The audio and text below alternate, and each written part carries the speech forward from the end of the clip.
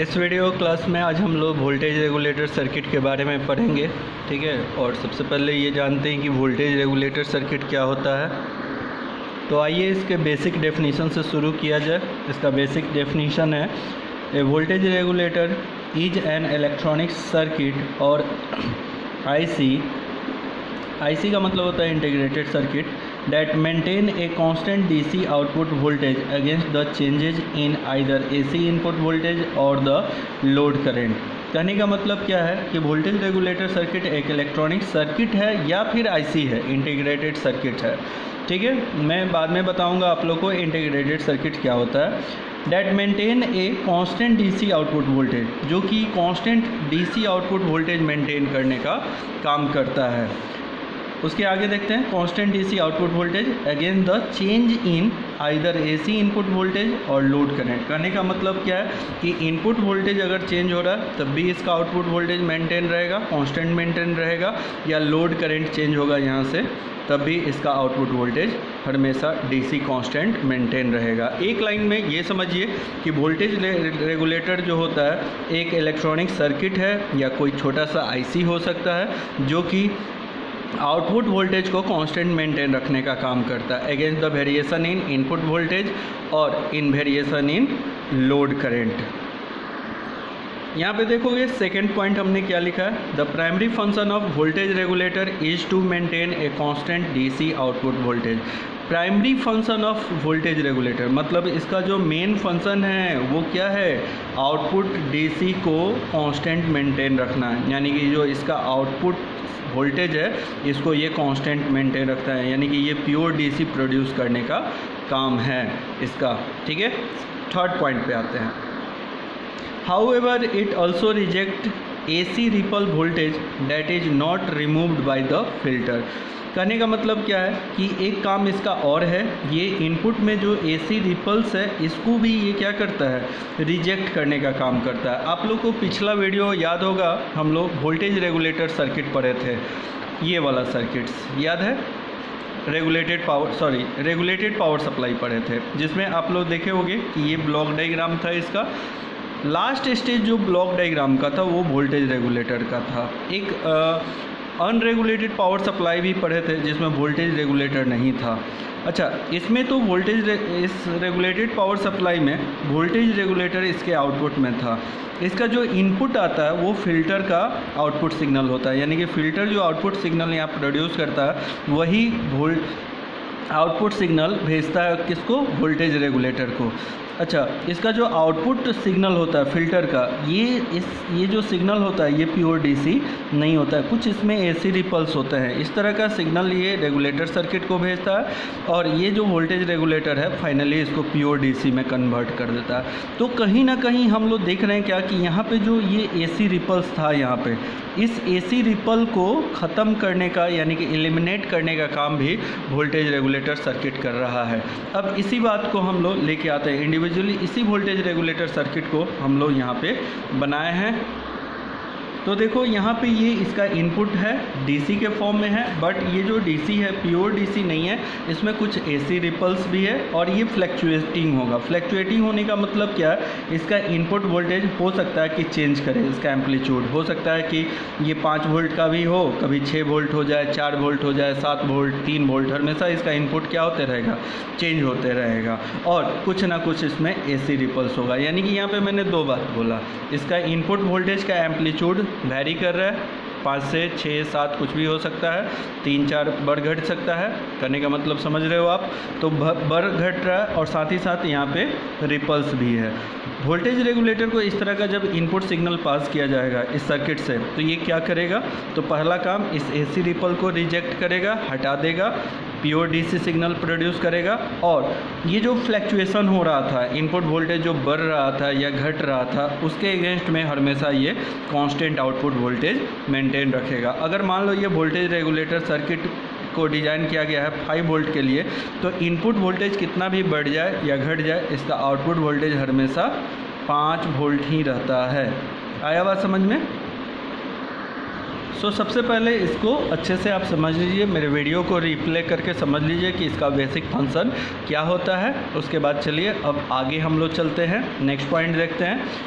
मैंने लिखा है the regulator circuit may be constructed from zener diode and और ट्रांजिस्टर एंड और इंटीग्रेटेड सर्किट, ब्रैकेट में हमने आईसी लिखा है। कह रहा है क्या कि रेगुलेटर सर्किट जो होता है उसका कंस्ट्रक्शन किया जाता है जेनर डायोड को यूज करके और ट्रांजिस्टर को, और या दोनों बात यहाँ पे है, या तो ट्रांजिस्टर यूज हो भी सकता है या नहीं यूज हो सकता है, ठीक है, या फिर आईसी को भी हम लोग यूज करेंगे। आगे हम एक वीडियो बनाएंगे जिसमें आईसी के बारे में आप लोग को यहाँ पे बताएंगे, ठीक है।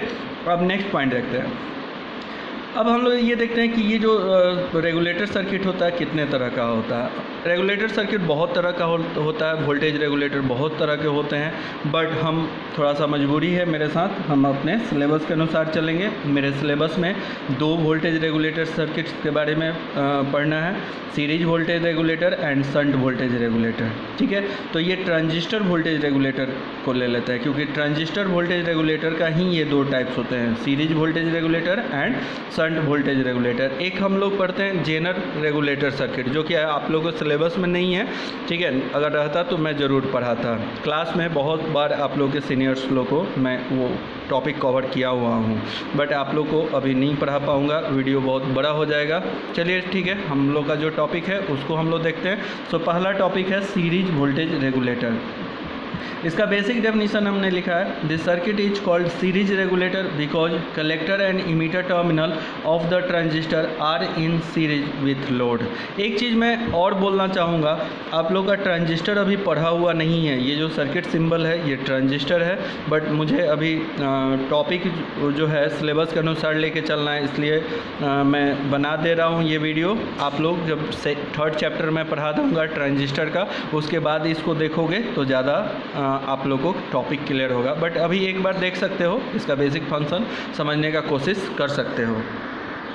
सो ये सीरीज वोल्टेज रेगुलेटर सर्किट जो होता है, इसका नाम सीरीज रेगुलेटर इसलिए पड़ा क्योंकि यहाँ पे ये जो ट्रांजिस्टर यूज होता है, ट्रांजिस्टर में 3 टर्मिनल होता है, बेस होता है, बी यहाँ पे लिखे है, बी फॉर बेस होता है, ये सी फॉर कलेक्टर है, और E for emitter. Base, collector, emitter, 3 इसके टर्मिनल्स होते हैं। ये हमारा ट्रांजिस्टर कोई कंपोनेंट्स होता है, इलेक्ट्रॉनिक्स कंपोनेंट्स है, जिसका ये 3 टर्मिनल होता है। अच्छा, इसका जो कलेक्टर इमीटर टर्मिनल है, इसको देखोगे एक ही लाइन में है, ये कलेक्टर इमीटर टर्मिनल लोड से सीरीज में कनेक्टेड होते हैं, इसीलिए इसका नाम जो है, इस सर्किट्स का नाम सीरीज वोल्टेज रेगुलेटर पड़ा। आया बात समझ में?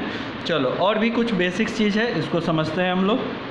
इसके सर्किट्स में देखते हैं कौन कौन से कंपोनेंट्स यूज हुआ है। ये इसका इनपुट पार्ट है, यहाँ पे ये इसका इनपुट है पार्ट है, जहाँ पे एक अनरेगुलेटेड वोल्टेज हम लोग देंगे। अनरेगुलेटेड मतलब अभी कुछ देर पहले हम लोग पढ़े थे कि इसका इनपुट जो होता है एसी रिपल वाला होता है और अनरेगुलेटेड होता है, मतलब इसका वोल्टेज वैल्यू बढ़ घट सकता है। तो वही इसका इनपुट हो गया, उसको अनरेगुलेटेड भी बोल सकते हैं, अनरेगुलेटेड इनपुट भी इन होगा, ठीक है। अब यहाँ पे एक ट्रांजिस्टर यूज हुआ है, ये आपको बीजेटी ट्रांजिस्टर है, और एक रजिस्टर कनेक्टेड है। रजिस्टर जो है कलेक्टर टर्मिनल से, कलेक्टर टर्मिनल और बेस टर्मिनल के बीच में कनेक्टेड है। ट्रांजिस्टर का कलेक्टर टर्मिनल है, ये बेस टर्मिनल है, दोनों के बीच में एक रजिस्टर कनेक्टेड है। अब इस ट्रांजिस्टर का जो बेस टर्मिनल होता है उससे एक जेनर डायोड भी कनेक्टेड है। आप लोग जेनर डायोड पढ़े हो, ये जेनर डायोड का सर्किट सिंबल है, थोड़ा सा रिवीजन कर लोगे, बेसिक फंक्शन जेनर डायोड का क्या होता है, तो आपको अच्छे से और समझ में आएगा। और आगे बढ़ते हैं, यहाँ पे लोड जो है इसके इमीटर टर्मिनल से कनेक्टेड है, ये ट्रांजिस्टर का इमीटर टर्मिनल है, उसी से ये लोड RL कनेक्टेड है, जिसके अक्रॉस हम लोग को आउटपुट वोल्टेज V0 मिलता है। इसका आउटपुट वोल्टेज इन फ्यूचर हम लोग देखने वाले हैं कि कांस्टेंट वोल्टेज होगा, क्लियर है। इसका इनपुट अनरेगुलेटेड होगा, यानी कि वेरिएबल होगा, जबकि इसका आउटपुट जो होगा वो फिक्स होगा। यहाँ पे कुछ कुछ वोल्टेज के बारे में हमने लिखा है, यहाँ पे VB वोल्टेज लिखा हुआ है, ये बता रहा है बेस इमीटर वोल्टेज को, जो कि ये बेस और इमीटर टर्मिनल के बीच का वोल्टेज है, तो इसको हम लोग यहाँ पे लिख लिए बेस इमीटर वोल्टेज। ट्रांजिस्टर के बेस और इमीटर के बीच का जो वोल्टेज है उसी को बेस इमीटर वोल्टेज बोलते हैं। यहाँ पे जो जेनर डायोड है इसके अक्रॉस जो वोल्टेज होता है उसको जेनर वोल्टेज VZ बोलते हैं, उसको यहाँ पे हम लोग बना लिए हैं, आगे ये डेरिवेशन में काम आएगा, क्लियर है। चलिए आइए और कुछ करंट देख लेते हैं। मान लो ये इनपुट वोल्टेज के कारण यहाँ पे कुछ करंट आई फ्लो हो रहा है इस टर्मिनल से, जब करंट इस सीट पॉइंट पे पहुंचेगा तो ये दो पार्ट में डिवाइड होगा। इधर जो करंट आएगा, ठीक है, इधर कुछ करंट आ जाएगा और कुछ करंट इधर जाएगा। इधर जो करंट जाएगा इसको IC बोलेंगे, कलेक्टर करंट बोलेंगे, और ये वाला जो करंट है इसको आप IR बोल सकते हो, IR। अब देखोगे क्या, ये जो करंट आया वापस, ये जो IR करंट आ रहा है ये फ्लो होके इस तरीके से इस बेस टर्मिनल पे जाएगा, और बेस टर्मिनल पे पहुंचने के बाद ये दो पार्ट में डिवाइड होगा। एक करंट इधर की तरफ जाएगा और ये कुछ करंट इधर जाएगा। इधर जो करंट फ्लो होगा इसको जेनर करंट बोलेंगे, IZ बोलेंगे। इधर जो करंट जा रहा है इसको बेस करंट IB बोलेंगे। ध्यान से सुनोगे, इसको जेनर करंट IZ और इसको base current IB। Base terminal पे फ्लो हो रहा है, ट्रांजिस्टर के बेस टर्मिनल पे फ्लो हो रहा है, इसलिए इसको बेस करंट बोल रहे हैं। अब ये जो दोनों करंट है इसी का सम यहाँ पे होगा। कहने का मतलब क्या है कि यहाँ पे जो करंट फ्लो हो रहा है, ये जो करंट यहाँ पे जा रहा है, ये वाला जो करंट, इन दोनों का सम होगा। तो इस IR का वैल्यू, इस IR के वैल्यू को हम लोग लिख सकते हैं IR = IB + IZ, क्योंकि यही IR करंट दो पार्ट में चेंज हो रहा है। ठीक है, एक करंट हमारा यहाँ पे भी है जिसको लोड करंट बोलते हैं, जो इमीटर टर्मिनल से फ्लो हो रहा है। ये करंट ऐसे फ्लो होके ऐसे लोड से फ्लो हो जाएगा। ठीक है, इसलिए इसको लोड से चूँकि फ्लो हो रहा है तो इसीलिए इसको हम लोग लोड करंट IL बोलते हैं। यहाँ पे भी IL लिखे हैं, यहाँ पे भी IL लिखे हैं। IL जब RL से फ्लो होता है तो V आउट प्रोड्यूस होता है। आया बात समझ में? आइए और कुछ इसका बेसिक पॉइंट्स को हम लोग देखते हैं। मैंने नेक्स्ट पॉइंट इसके बारे में लिखा है, the unregulated DC supply is fed to the input terminal and regulated output voltage V0 is obtained across the load resistance RL। Unregulated DC supply, और में हमने फिल्टर आउटपुट लिखा है। करने का मतलब क्या है कि इसका जो इनपुट है ये अनरेगुलेटेड इनपुट सप्लाई होगा, जो कि फ़िल्टर से आता है। Voltage regulator circuit, regulated power supply वाला जो ब्लॉक डायग्राम है वहाँ से थोड़ा हेल्प ले लोगे तो फिल्टर का आउटपुट सिग्नल ही इसका इनपुट सिग्नल होता है। इसको इनपुट सिग्नल को जब इसमें फेड किया जाता है तो उसके बदले ये क्या करता है, आउटपुट जो सिग्नल प्रोड्यूस करता है वो एक कांस्टेंट आउटपुट सिग्नल प्रोड्यूस करता है। ठीक है, नेक्स्ट पॉइंट आते हैं। Zener diode provide the reference voltage and transistor, zener diode provide the reference voltage, बहुत ही इंपॉर्टेंट पॉइंट है। एक reference voltage zener diode produce करता है। जेनर डायोड का फीचर्स क्या होता है कि रिवर्स बायस केस में इसका जो जेनर वोल्टेज होता है VZ ये फिक्स होता है, ये वेरी नहीं करता है। रिवर्स बायस के केस में जो जेनर वोल्टेज होता है वो कांस्टेंट होता है, वो फिक्स नहीं करता है। कहने का मतलब क्या है कि ये IZ जेनर करंट, इसके क्रॉस ऐसे समझो, इसके क्रॉस करंट कितना भी बढ़ जाए घट जाए, जेनर वोल्टेज कभी भी नहीं घटता है। आप लोग को थोड़ा सा और डिटेल्स में बताएंगे, तो आप अगर डिटेल्स में जाओगे तो देखोगे क्या, आप लोग को याद होगा जेनर डायोड का रिवर्स कैरेक्टरिस्टिक्स, ये फॉरवर्ड कैरेक्टरिस्टिक्स और ये रिवर्स कैरेक्टरिस्टिक्स। मैंने क्लास में पढ़ाया था, बताया था कि ये जो VZ होता है ये इसका कांस्टेंट होता है, स्ट्रिक्टली कांस्टेंट होता है। ये VZ रिवर्स बायस में ये चेंज नहीं होता है। ये करंट कितना भी चेंज हो जाए, इसका करंट ये कितना भी चेंज हो जाए, ये वोल्टेज जो होता है ये फिक्स होता है। आप जेनर डायोड का जो कैरेक्टरिस्टिक्स पढ़ाएं उसको जाके थोड़ा सा देख लोगे। आइए देखते हैं। Zener diode provide the reference voltage, zener diode reference voltage provide करने का काम करता है। And transistor act as variable resistance, यहाँ पे जो ट्रांजिस्टर यूज हो रहा है ये एक वेरिएबल रेसिस्टेंस का काम कर रहा है। वेरिएबल रेसिस्टेंस क्या होता है आप लोग जानते होंगे, जिसका रेसिस्टेंस क्या होता है, चेंजेबल होता है, जो कि मतलब चेंज हो सकता है। रेसिस्टेंस इसका फिक्स नहीं होगा। मान लो 10 ओम है तो 11 ओम हो गया, 8 ओम हो गया, 12 ओम हो गया, एज पर रिक्वायरमेंट ये रेसिस्टेंस क्या हो, चेंज हो। तो यहाँ पे जो ट्रांजिस्टर यूज किया गया है ये ट्रांजिस्टर एक वेरिएबल रेसिस्टेंस का काम करता है, जिसका रेसिस्टेंस बढ़ता घटता है। कैसे बढ़ेगा घटेगा तो अभी हम लोग सर्किट इसका पढ़ने वाले हैं, उसमें हम लोग देखेंगे। नेक्स्ट पॉइंट पे आते हैं, whose resistance varies with the operating condition, और ऑपरेटिंग कंडीशन के बगल में हमने लिखा है बेस करंट IB। कहने का मतलब क्या है कि ये इसके पूरे ऑपरेशन के दौरान हम लोग देखेंगे क्या कि IB का वैल्यू बढ़ घट रहा है या VB का वैल्यू बढ़ेगा घटेगा, तो उसके अनुसार इसका रेसिस्टेंस जो है इस ट्रांजिस्टर का बढ़ता घटता है। ठीक है, next point, the voltage equation of output part of circuit. ये वोल्टेज इक्वेशन हमने लिखा है आउटपुट पार्ट ऑफ सर्किट, मतलब ये जो आउटपुट पार्ट ऑफ सर्किट है इसका वोल्टेज इक्वेशन लिखा है KVL के हेल्प से। देखते हैं कि कैसे इसका आउटपुट वोल्टेज का हमने इक्वेशन लिखा है। सो ये वोल्टेज इक्वेशन समझने के लिए हम फिर से वही वाला अलग से एक सर्किट ले लिए, वही सर्किट है बिल्कुल। यहाँ पे ये आर रेसिस्टेंस था, ये इसका आउटपुट पार्ट ऑफ सर्किट्स है, ये इनपुट साइड है, ये इसका आउटपुट साइड है, यहाँ पे VZ था। अच्छा, इसका जो इनपुट होता है ये DC सप्लाई होता है, DC का पोलरिटी चेंज नहीं होता है, ये प्लस और ये माइनस, तो हमेशा ये प्लस माइनस रहता है। AC रहता तो प्लस वाले के जगह पे अगले साइकिल में माइनस हो जाता, माइनस वाले के जगह पे प्लस होता है, बट ये DC है तो ये हमेशा फिक्स रहेगा। फिक्स होने का मतलब क्या है कि इसका पोलरिटी चेंज नहीं होगा। तो ये DC सप्लाई इसका इनपुट हो गया, ये प्लस और माइनस हो गया। अब सबसे पहले ये डिसाइड करो कि ये जेनर डायोड क्या इस सप्लाई के कारण ये फॉरवर्ड हो रहा है कि रिवर्स हो रहा है। तो आप लोग को याद होगा कि जेनर डायोड का ये एनोड टर्मिनल होता है और ये वाला टर्मिनल कैथोड होता है। तो इसके एनोड पे हम लोग निगेटिव वोल्टेज दे रहे हैं, तो ये और इधर से इसको पॉजिटिव वोल्टेज मिल रहा है, जिसके कारण कैथोड पे पॉजिटिव, एनोड पे निगेटिव, तो ये जेनर डायोड जो है रिवर्स बायस हो जाएगा। और रिवर्स बायस में इसका VZ जो होता है स्ट्रिक्टली कांस्टेंट होता है। कांस्टेंट होने का मतलब क्या है, ये फिक्स होगा। आया बात समझ में? तो हमेशा इसका VZ जो है फिक्स होगा रिवर्स बायस के केस में। तो यहाँ पे हम लोग को एक VZ वैल्यू मिल जा रहा है, इसके कारण हम लोग डिसाइड किए इनपुट के कारण। अब आते हैं ये इमीटर और बेस टर्मिनल के बीच का वोल्टेज क्या होगा। तो इसके बीच का वोल्टेज होता है VBE वोल्टेज। आया बात समझ में? ये VBE वोल्टेज होगा, जो कि पिछले वाले डायग्राम में इसको हम लोग बहुत आइडियली लिखे थे, यहाँ पे अलग से बना के लिखे थे। अब दूसरा चीज़ ये डिसाइड करना होता है कि इस वोल्टेज का पोलरिटी क्या होगा। तो यहाँ पे प्लस और यहाँ पे माइनस होगा, इसलिए करंट जो आ रहा था इधर से, ये यहाँ से IV करंट फ्लो हो रहा था। तो जिधर से करंट इंटर करता है वहाँ पे प्लस और जहाँ से एग्जिस्ट होता है वहाँ पे माइनस, तो ये प्लस माइनस हो गया। ठीक है। अच्छा, यहाँ पे भी हम लोग को डिसाइड करना होगा, यहाँ पे माइनस है और ये प्लस है, यहाँ से ये माइनस और ये प्लस है। वैसे ही अब ये करंट इधर से मान लो कोई IL करंट फ्लो होके आया, तो ये RL से जब फ्लो होगा, RL से जब ये IL करंट फ्लो होगा तो जहाँ से इंटर करेगा प्लस, एग्जिट करेगा माइनस। तो इस तरीके से ये प्लस माइनस और यहाँ का जो वोल्टेज होता है वो होता है V0।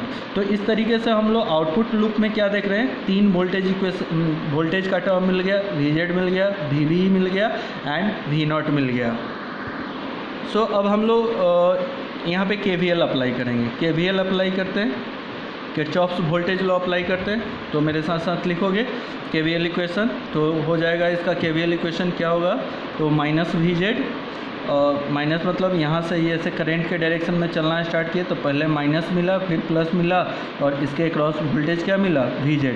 तो माइनस से प्लस जा रहे हैं इसलिए माइनस VZ। फिर आगे बढ़े तो इन दोनों टर्मिनल के बीच में हम लोग को मिल गया VBE वोल्टेज और इसका पोलरिटी होगा प्लस से माइनस, तो इसको लिखेंगे प्लस VBE। फिर ये करंट ऐसे पास होके ऐसे मिला, तो यहाँ पे जब करंट पास हो रहा है यहाँ से, तो ये प्लस और यहाँ पे माइनस और इसके क्रॉस वोल्टेज क्या है, V0 है। तो प्लस V0 इक्वल टू 0। तो इस तरीके से हम लोग को एक इक्वेशन मिल गया।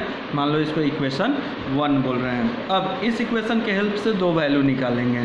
2 वैल्यू क्या क्या होगा, तो पहला वैल्यू V0 के लिए यहाँ पे निकाला हुआ, तो V0 इक्वल टू यहाँ से निकाल सकते हो, इसको इधर भेजोगे तो प्लस हो जाएगा VZ माइनस VBE, ये VBE इधर आके माइनस हो जाएगा। तो V0 equal to VZ minus VBE आ जाएगा। इसको इक्वेशन 2 ले लो, या फिर VBE का एक वैल्यू निकाल लो। VBE इक्वल टू हो जाएगा, यहाँ पे VBE का वैल्यू हो जाएगा VZ माइनस V0। समझ में आया? चलो देखो, ये पॉइंट हमने यहाँ पे डायरेक्ट लिख दिया है। KVL इक्वेशन लिखे तो ये वाला वैल्यू आ गया और फिर उसके बाद ये 2 अलग अलग वैल्यू निकाल लिए, V0 का और VBE का। ये 2 इक्वेशन 1 और इक्वेशन 2 हमने बना लिया। इसको रिप्ले करके इसके वीडियो को देख लोगे। KVL बहुत ही आसान होता है, करंट के डायरेक्शन में चलना स्टार्ट करोगे और जो 3 वोल्टेज आया तीनों का सम इक्वल टू 0 कर लोगे तो आपको ये इक्वेशन मिल जाएगा। और इसी दोनों इक्वेशन के बदौलत अब हम लोग इसका ऑपरेशन समझेंगे। जिन लोगों को ये बात समझ में आ गया होगा उन लोगों को ऑपरेशन समझना उन लोगों के लिए आसान हो जाएगा। आइए अब हम लोग इसके ऑपरेशन को देखते हैं। और ऑपरेशन के लिए आपको 2 बेसिक बात जो है उसको समझना होगा। हम लोग इस सर्किट्स का फंक्शन हम लोग जान चुके हैं कि इसका आउटपुट वोल्टेज हमेशा कांस्टेंट मेंटेन रहता है against the variation in input voltage. कहने का मतलब है इनपुट वोल्टेज जब बढ़ेगा तब भी इसका आउटपुट वोल्टेज उतना ही होगा। जैसे मान लो एक एग्जांपल ले लेते हैं, ठीक है। मान लो इसका इनपुट वोल्टेज यहाँ पे 7 वोल्ट है और उस 7 वोल्ट के बदले ये 5 वोल्ट प्रोड्यूस कर रहा था। किसी कारण से ये 7 वोल्ट से बढ़ के 9 वोल्ट हो गया, तब भी इसका आउटपुट वोल्टेज कितना होगा? 5 वोल्ट हो गया। या एक दूसरा केस ले लो, 7 वोल्ट से घट के 5 वोल्ट हो गया, तब भी ये आउटपुट वोल्टेज 5 वोल्ट होगा। या मान लो 6 वोल्ट हो गया, तब भी ये 5 वोल्ट देगा। तो अब इसी बात को हम लोग समझते हैं। अब इसके ऑपरेशन को 2 केस लेंगे। पहला केस लेंगे जिसमें इसका इनपुट वोल्टेज आइडियल वैल्यू से बढ़ रहा हो, ठीक है। उस केस में देखेंगे कि ये आउटपुट वोल्टेज को कैसे कांस्टेंट मेंटेन रख रहा है। और दूसरा केस लेंगे जिसमें आइडियल वोल्टेज से इसका वोल्टेज घट रहा हो और उस केस में भी ये कैसे कांस्टेंट वोल्टेज मेंटेन रख रहा हो। तो पहला केस लेंगे कि जिसमें इनपुट वोल्टेज इसका क्या हो रहा हो? बढ़ रहा होगा। चलिए देखते हैं। तो पहला ये केस है फर्स्ट, इसीलिए हमने यहाँ पर लिख रखा है लेट द सप्लाई और input voltage increase which will cause the output voltage V0 to increase. कह रहा है क्या कि मान लो इनपुट वोल्टेज आपका बढ़ रहा है, मान लो 7 वोल्ट था तो 9 वोल्ट होगा। किसी वैल्यू से, कुछ भी वैल्यू से 8 वोल्ट हो जाए, 9 वोल्ट, 10 वोल्ट, किसी भी वैल्यू से चेंज हो सकता है, बढ़ सकता है। तो अभी बढ़ने वाला केस लें। तो वही यहाँ पे लिखा हुआ है कि अगर इनपुट वोल्टेज बढ़ रहा है, ठीक है, तो आउटपुट वोल्टेज भी बढ़ना चाहेगा, ठीक है। एक नॉर्मल सर्किट में ये होता है कि इनपुट वोल्टेज बढ़ा तो आउटपुट वोल्टेज भी बढ़ता है, बट इस यहाँ पे इस सर्किट में नहीं होगा। यही तो इसका मेन फंक्शन है। बट जो नॉर्मल चीज़ है उसी चीज़ को यहाँ पे लिखा हुआ है let the supply voltage increase which will cause the output voltage V0 to increase. मतलब जब इनपुट वोल्टेज बढ़ेगा तो आउटपुट वोल्टेज को भी बढ़ाना चाहेगा। And increase in output voltage V out and increase in output voltage V out will result in decrease to VB because VZ is fixed and decrease in VB will reduce the level of conduction। अब इस line का मतलब समझिए। यहाँ पे लिखा हुआ है क्या कि जब आउटपुट वोल्टेज बढ़ेगा, जब ये आउटपुट वोल्टेज बढ़ेगा, मान लो इनपुट वोल्टेज बढ़ा तो आउटपुट वोल्टेज बढ़ना चाहेगा। तो अगर आउटपुट वोल्टेज बढ़ेगा तो इसके VB वोल्टेज को क्या कर देगा? कम कर देगा। इसे समझो, V0 वोल्टेज अगर मान लो ये बढ़ा तो यहाँ का जो VB वोल्टेज है, ये ट्रांजिस्टर का बेस और इमीटर का वोल्टेज है, इसको ये क्या कर देगा? कम करेगा। यानी कि V0 बढ़ना चाहा तो VB को घटा देगा। कैसे घटा देगा? तो इसके इक्वेशन से समझो यार। इक्वेशन तो इसीलिए फाइंड आउट करके रखे हैं ना। यहाँ से मान लो V0 बढ़ना चाहा, यहाँ से समझो, ये V0 बढ़ेगा तो VB के वैल्यू पे क्या असर पड़ेगा? तो VB घटता है। इसलिए क्योंकि VZ जो होता है फिक्स होता है। अभी कुछ देर पहले बताया है कि VZ का वैल्यू क्या होता है? फिक्स होता है। कुछ भी हो जाए, रिवर्स बायस में VZ का वैल्यू हमेशा फिक्स होता है। तो VZ तो वैरी करने वाला नहीं है। अब VZ का वैल्यू मान लो ये रहा होगा पहले से 9 वोल्ट और यहाँ पे आउटपुट वोल्टेज कितना हो गया? 5 वोल्ट। तो VB का वोल्टेज कितना होगा? VB का वोल्टेज 8 - 5 3 वोल्ट। अब किसी कारण से ये हुआ कि ये V0 का वैल्यू बढ़ गया। V0 का वैल्यू बढ़ के कितना हो गया? 6। तो ये 8 तो फिक्स है, ये 6 वोल्ट हो गया। तो VB का वैल्यू क्या हो जाएगा? घट जाएगा। घट के कितना आ जाएगा? 8 - 6 2 वोल्ट होगा। कहने का मतलब क्या है? आप इसको समझो, V0 का वैल्यू बढ़ेगा। अगर सर्किट में V0 का वैल्यू बढ़ेगा तो VB के वैल्यू को ये क्या कर देगा? रिड्यूस कर देगा। यही बात यहाँ पे समझना है। चलिए आगे देखते हैं और क्या बात है इसमें। This will lead to increase in collector emitter resistance of the transistor cause as increase in collector to emitter voltage. अब कह क्या रहा है कि अगर VB वोल्टेज घटा, ये ट्रांजिस्टर का अगर VB वोल्टेज घटा तो इस ट्रांजिस्टर का जो आउटपुट रेजिस्टेंस है, आउटपुट रेजिस्टेंस कलेक्टर और इमीटर के बीच का होता है। यहाँ पे R0 जो है यही इसका आउटपुट रेजिस्टेंस है। ये आउटपुट रेजिस्टेंस जो है ये क्या हो जाएगा? देखो क्या लिखा है, this will lead to increase the collector emitter resistance. Collector emitter resistance को क्या कर देगा? बढ़ा देगा। यानी कि ये इसका आउटपुट रेजिस्टेंस यहाँ पे बढ़ जाएगा, ठीक है, इस ट्रांजिस्टर का। अब इसके कारण क्या होगा वो समझो। जब ये R0 का वैल्यू बढ़ेगा तो यहाँ पे एक वोल्टेज होता है, कलेक्टर इमीटर वोल्टेज बोलते हैं। कलेक्टर टर्मिनल और इमीटर टर्मिनल के बीच में VCE वोल्टेज होता है। इसका नाम क्या है, यहाँ पे नहीं दिखाई दे रहा हो तो लिख देते हैं VCE, कलेक्टर इमीटर वोल्टेज। अब ये कलेक्टर इमीटर वोल्टेज का भी वैल्यू बढ़ जाएगा। जानते हो अगर रेसिस्टेंस का वैल्यू ज़्यादा होगा तो वोल्टेज का वैल्यू भी ज़्यादा होगा। रेसिस्टेंस R इक्वल टू क्या होता है, IR होता है। R अगर किसी कारण से V इक्वल टू क्या होता है, IR होता है। R अगर किसी कारण से इंक्रीज करेगा तो V भी क्या कर जाएगा, इंक्रीज कर जाएगा। अब आगे देखते हैं कि अब इस VC के बढ़ने के कारण इसके आउटपुट वोल्टेज पे क्या असर पड़ रहा है। तो इसका जो आउटपुट वोल्टेज है थोड़ा सा इसको समझोगे। यहाँ पे एक और सर्किट में हम लोग KVL लगाएंगे। इस सर्किट में एक और KVL लगाएंगे इसके आउटर लूप में। जैसे यहाँ से चलना स्टार्ट किए, देखोगे ये इनपुट साइड से चलना स्टार्ट किए, इसके आउटपुट को टच करते हुए ट्रांजिस्टर के इस वाले पार्ट को टच करते हुए ये ऐसे, ठीक है, पूरा ऐसे एक क्लोज घूम गए। अब इसके पाथ में देखो क्या कौन कौन सा वोल्टेज है, तो इसके पाथ में 3 वोल्टेज आएगा। Vin वोल्टेज आएगा, Vin वोल्टेज आ जाएगा, दूसरा वोल्टेज VC वोल्टेज आ जाएगा और तीसरा आ जाएगा V0। अब यहाँ पे KVL लगाओ। अब इसके लिए जब KVL इक्वेशन लिखोगे तो KVL इक्वेशन क्या होगा, थोड़ा सा देखोगे KVL इक्वेशन क्या होगा। तो यहाँ से माइनस से प्लस में जा रहा है, यहाँ माइनस में प्लस में जा रहा है तो माइनस Vin लिखेंगे। फिर उसके बाद यहाँ से चले तो ये करंट यहाँ इंटर करेगा तो प्लस, यहाँ से बाहर निकलेगा माइनस, और इसके बीच का वोल्टेज क्या है, तो इसके बीच का वोल्टेज है VC। तो प्लस माइनस तो प्लस VC इसके बदले लिखेंगे। और फिर ये करंट यहाँ से इंटर करेगा जो कि V आउट का वैल्यू यहाँ पे प्रोड्यूस करा, प्लस से माइनस जा रहा है तो plus V out equal to 0। इस तरीके से यहाँ से एक KVL इक्वेशन लिख रहे हैं। और KVL इक्वेशन जो लिखे है इससे अब हम लोग फाइंड आउट करेंगे कि V आउट का वैल्यू कैसे कांस्टेंट मेंटेन रह रहा है। V0 का वैल्यू निकाल लो तो V0 इक्वल टू आ जाएगा Vin माइनस VCE। अब एक बात समझो, ठीक है, जो कि बहुत ही इम्पॉर्टेंट है। अब दो इक्वेशन आ गया, दो इक्वेशन से समझना होगा। किसी कारण से इसका इनपुट वोल्टेज बढ़ा, जब इनपुट वोल्टेज बढ़ा तो आउटपुट वोल्टेज भी ये बढ़ा। जब आउटपुट वोल्टेज बढ़ा तो VV को क्या कर दिया, घटा दिया। और VV जब घटा तो VC के वैल्यू को क्या कर दिया, बढ़ा दिया। और VC जब बढ़ेगा तो आउटपुट जितना वैल्यू से बढ़ा था उसको उतना ही वैल्यू से घटा देगा, यानी कि घटा के उतना ही कांस्टेंट वोल्टेज मेंटेन कर लेगा। अब इसको पहले अलग से हम लिख के बता रहे हैं कैसे। सबसे पहले ऐसे समझो कि Vin बढ़ा, सबसे पहले इनपुट वोल्टेज कुछ Vin रहा होगा। मान लो इसका इनपुट वोल्टेज Vin कुछ रहा, ये भी मान लेते हैं, बाद में देखते हैं कि क्या रहेगा। देखो Vin बढ़ा तो V आउट बढ़ा, देखोगे यहाँ पे V आउट बढ़ा, ठीक है। और V आउट बढ़ा तो VB के वैल्यू को क्या कर दिया, घटा दिया। ये कैसे घटा, तो यहाँ से इक्वेशन 1 से देख लोगे, इक्वेशन 2 से देख लोगे। इस इक्वेशन 2 में V0 का वैल्यू बढ़ता है तो VB का वैल्यू क्या होता है, घटता है। तो V0 बढ़ा तो VB घटा, और VB घटा तो यहाँ पे R0 का वैल्यू बढ़ने के कारण VC का वैल्यू इंक्रीज किया था, तो VC यहाँ पे इंक्रीज कर गया। और VC अब इंक्रीज करेगा तो V0 को वापस डिक्रीज करेगा। अब कैसे V0 के वैल्यू को डिक्रीज करेगा, तो इस इक्वेशन यानी कि इक्वेशन 3 से देखो।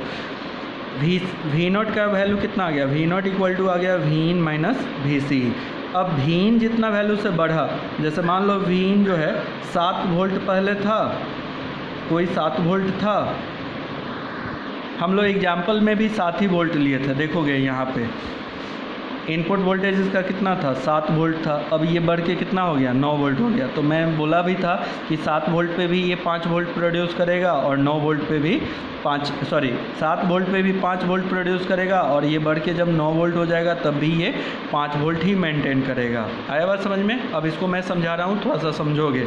जैसे मान लो ये V0 है, तो V0 का वैल्यू हमेशा कितना रहना है, 5 वोल्ट। इसके अनुसार कितना, 5 वोल्ट ही रहना है। Vin का वैल्यू पहले मान लो 7 वोल्ट था, Vin का वैल्यू पहला फर्स्ट केस ले लो, फर्स्ट केस में 7 वोल्ट था, तो VC का वैल्यू कितना होगा, ओबियसली 2 वोल्ट।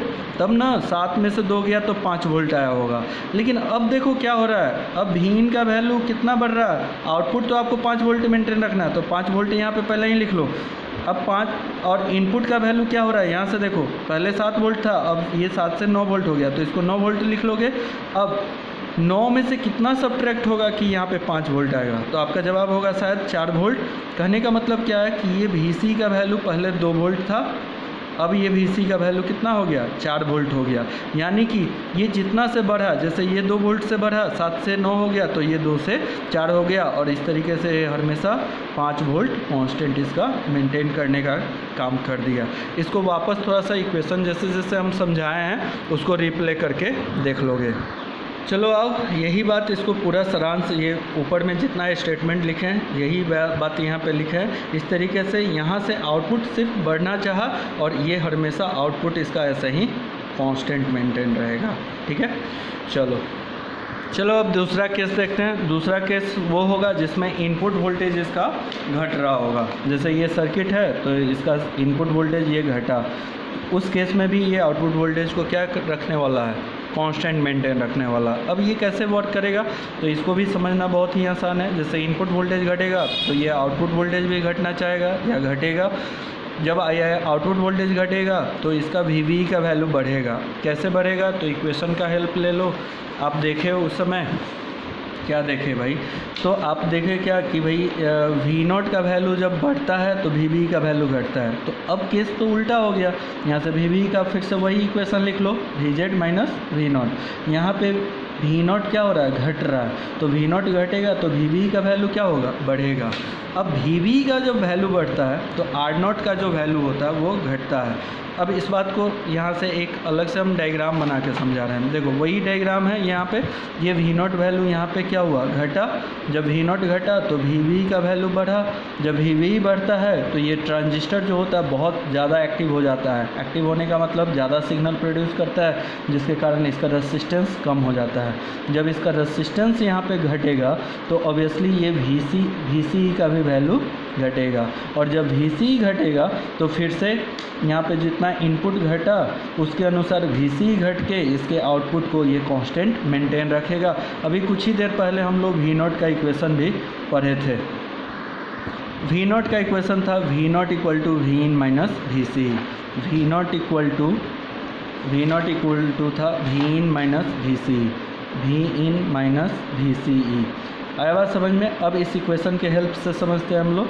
मान लो इसका आउटपुट वोल्टेज V0 कुछ था, ये 5 वोल्ट था।